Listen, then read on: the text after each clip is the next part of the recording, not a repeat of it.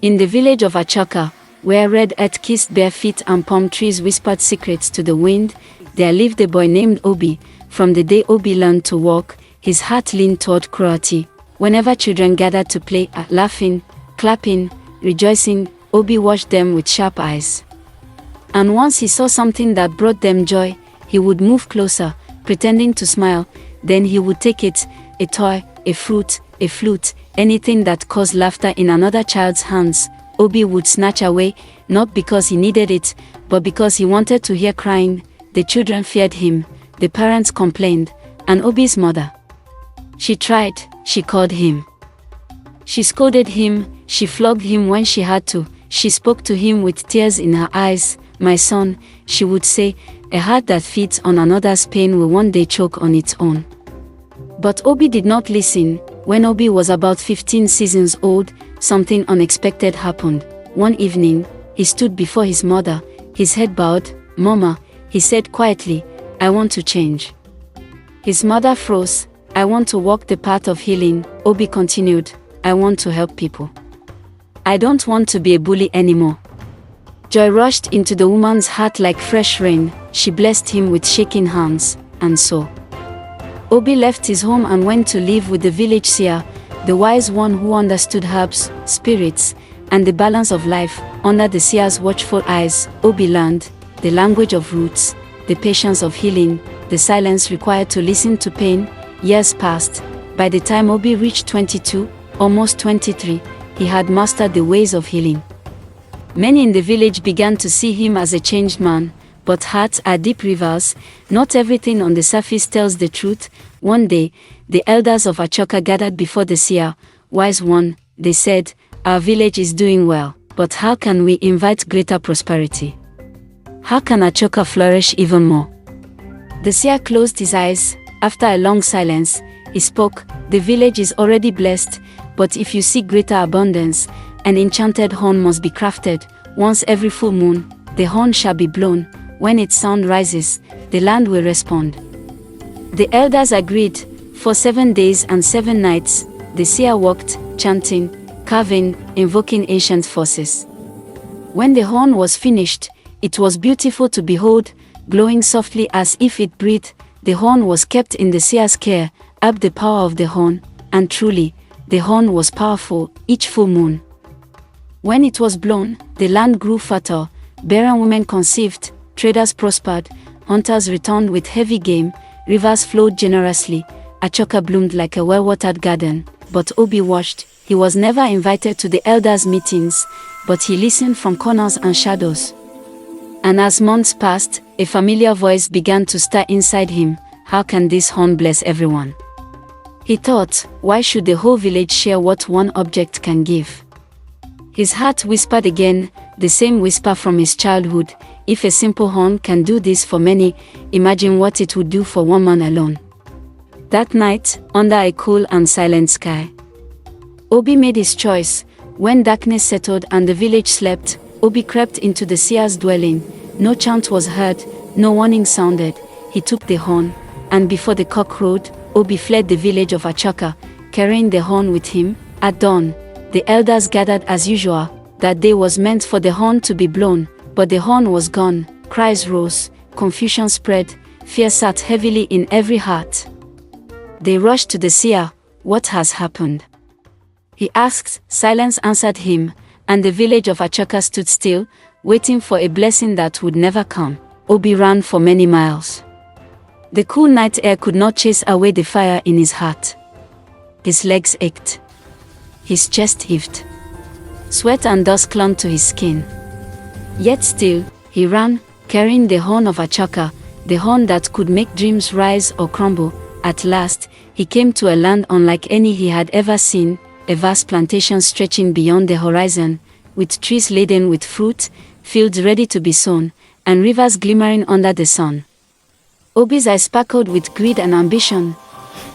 This will be where I build my kingdom. He lifted the horn and spoke into it. His voice was steady, commanding, greedy. Make this land mine. Make it flourish. Let a palace rise. Let riches overflow. Let all I desire be mine. And the horn answered, the land became fertile overnight. Rivers flowed in abundance. Crops sprang up taller and fuller than any man had seen. Obi built a palace of gold and stone, fit for a king. Around it, he built villages, markets, and farms. People came from far and wide, drawn to the wealth and power that radiated from him. Obi became rich beyond measure. I am powerful, nobody can stop me. But still, his hunger would not stop. He wanted more land, more gold, more women. In a short time, he married 7 wives, taking even those women who were married, without thought or mercy. The horn answered every desire, every command, every lustful whim. Yet what Obi did not know was that the horn was not meant to be used outside the full moon. Every time he demanded its power prematurely, a shadow grew in his soul. The more he took, the more the horn secretly twisted his mind. But Obi's eyes were blind. He could not see the warning in the wind, the warning in the earth, or the warning in the faces of the people around him. Even the gifts he had learned from the village seer, healing, herbs, wisdom, he used to serve himself. A child would fall ill, and Obi would heal them. Your son is healed, but I want your daughter in return. A farmer would come seeking help for a sick animal, and Obi would ask for a portion of his land. Nothing was sacred. Nothing was free. Obi's heart had turned as cruel and relentless as the horn itself. The village of Achaka still flourished. Crops grew, rivers ran, and children played. But a shadow had fallen over it. The people missed something they could not name. The seer knew the truth, who had taken the horn, and what was happening, but he spoke nothing to the villagers. Do not worry. The gods have a terrible plan for whosoever has taken the horn. Everything will unfold before your eyes in time. Some villagers whispered their suspicions. Have you heard about the missing horn? Yes, I have heard, and I think I know who took it. Me too, and I suspect him too. Some thought they knew who had stolen the horn, yet fear and uncertainty kept them silent. One day, as Obi walked through his fertile lands, he heard a sound unlike anything he had ever known, the voice, pure and sweet, floating above the waters of a small stream. He stopped. He listened, the song wrapped around his heart like a warm breeze. Obi's eyes widened. His breath caught in his throat. He walked closer, drawn as if by an invisible thread. And there she was, a woman, beautiful beyond imagining, singing by the stream. Her hair flowed like the river, her skin glowed like sunlight on the earth, and her eyes held the calm of the forest. The mystery of the stars. Obi's heart thundered. His mind raced. Desire, greed, and curiosity collided within him. He did not know that at this moment, his journey, and the horn's true power, was about to take a turn that even he could not foresee. The song drifted through the air like a spell, soft, sweet, dangerously beautiful. Obi followed the sound, his feet moving before his mind could think. He pushed aside tall grasses and came upon a stream, clear and calm, glistening beneath the sun. There she was. She sat by the riverbank, singing. Her hair fell down her back like flowing silk. Her body was full and well-shaped, every curve resting where desire loves to linger. She was the kind of woman Obi had always wanted, the kind men lost sense over. Obi stood still, dazzled, the song wrapped around his chest, squeezing his heart, slowing his breath. Then, as if she had always known he was there, the woman slowly turned. Their eyes met. She rose to her feet and began to dance. Her movements were gentle at first, then fluid, then bold, her feet brushing the earth, her waist swaying, her arms lifting like smoke in the air. She danced as though the world existed only for her rhythm. Obi swallowed hard. She stretched out her hand and curled her fingers, beckoning him forward. Come, her gesture said. Without words, Obi stepped closer, up close. Her beauty was overwhelming. I have been hearing about you. You are a powerful man. Obi straightened, pride rising in his chest. You have everything, yet you hunger for the things you do not have, and the things you cannot possess. A chill passed through Obi's spine. How does she know me? He wondered who told her these things, but he quickly masked his thoughts and smiled. You have a beautiful voice, and you are right. I want things I do not have, because I know I can have them. I know I should have them, just like now I want you. I cannot be possessed. No one can own me. We will see. He turned and walked away. Behind him, the woman watched him go, and on her lips rested a slow, knowing, mischievous grin. Back in his palace, Obi went straight to the sacred room where the horn was kept. He lifted his chin and spoke with authority. I want that woman. I want her at every cost. Silence, no hum, no tremor, no response. Obi frowned. He commanded again, and again. The horn remained mute. Rage boiled in his chest. Revolt, so be it. If power will not bring her to me, force will. He summoned his guards. Find the woman by the stream, he ordered, bring her to me. The guards found her exactly where she had been, sitting, waiting, as if she had known. I will not be dragged. I will follow you on my own. And she did. She walked beside them, untroubled, her face relaxed, her eyes bright with quiet amusement. When Obi saw her in his palace, I told you I would get you. Now you are mine. From that day on, Obi commanded her to sing and dance for him, and she did. Every day, her songs grew deeper, her dances grew slower, more intoxicating. Obi became obsessed. He stopped seeing his other wives.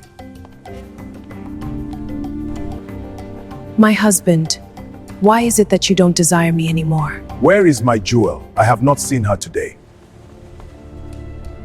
Oh, wait, I think I can hear her sing. He stopped caring for his kingdom. He wanted only her.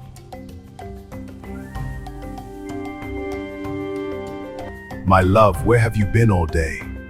My heart yearns for your voice. Now dance for me.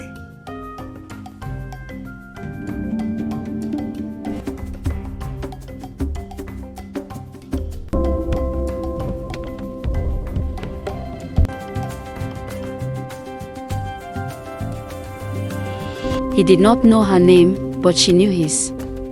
One night, after she finished dancing, she spoke. My name is Ijele. I hear whispers of a horn. A powerful horn. I want to see it. No one sees that horn. Only me. But you said you would give me anything. You said you could do anything my heart desires. No. Now leave my presence. Days passed. Then one evening, My king, you look weary tonight. Your presence brings me peace, my queen. Then let me ease your burdens.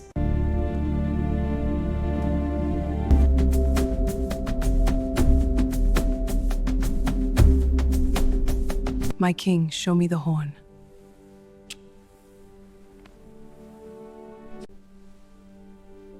My king, show me the horn. I will show you the horn, my love. something broke inside him. Without knowing why, without understanding how, Obi stood up. I will show you, he said. He led her into the sacred room. The horn lay where it always had. So this is the powerful horn. She reached out, her fingers touched the horn, she lifted it, and Obi screamed.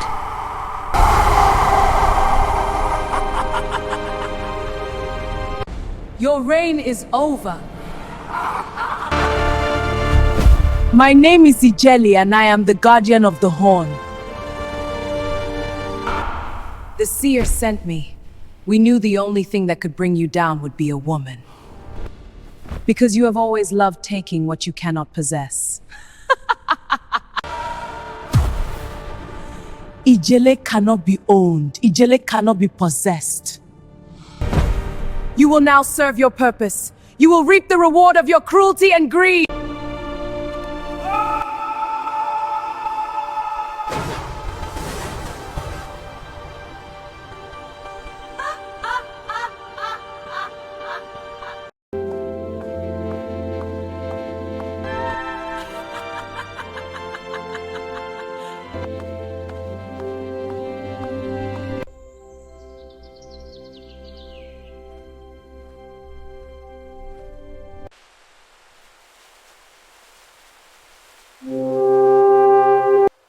The water sings today. It echoes our hearts. In streams we weave our song. Sister, you have done really well. We knew you could do it. Of course, who can escape my charm? He thought he could possess Ijele.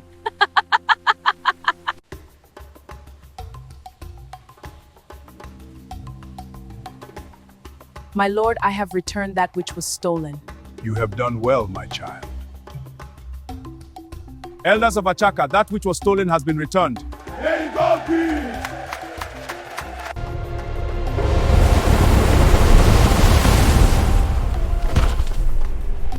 I am sorry. Thank you for freeing me. I am sorry, please. Silence. You now belong to the Horn. You will forever belong to it. Your destiny is tied to what you try to control. I have failed my mother. Mama, please forgive me. Forgive me, I know I disappointed you. Forgive me, forgo. I brought you out so you could see what you have done to yourself. No! Please, I don't want to go back there. I have suffered. Please don't take me back. Please don't take me back. It is time.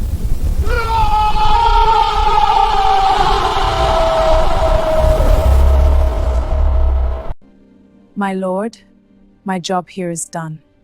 Go well, guardian. Inside the Horn, Obi was trapped in a vast desert, no water, no shade, no end. His task was simple and endless. To dig, he dug and dug, his hands blistered, his body bent, his breath shallow. The pit never filled.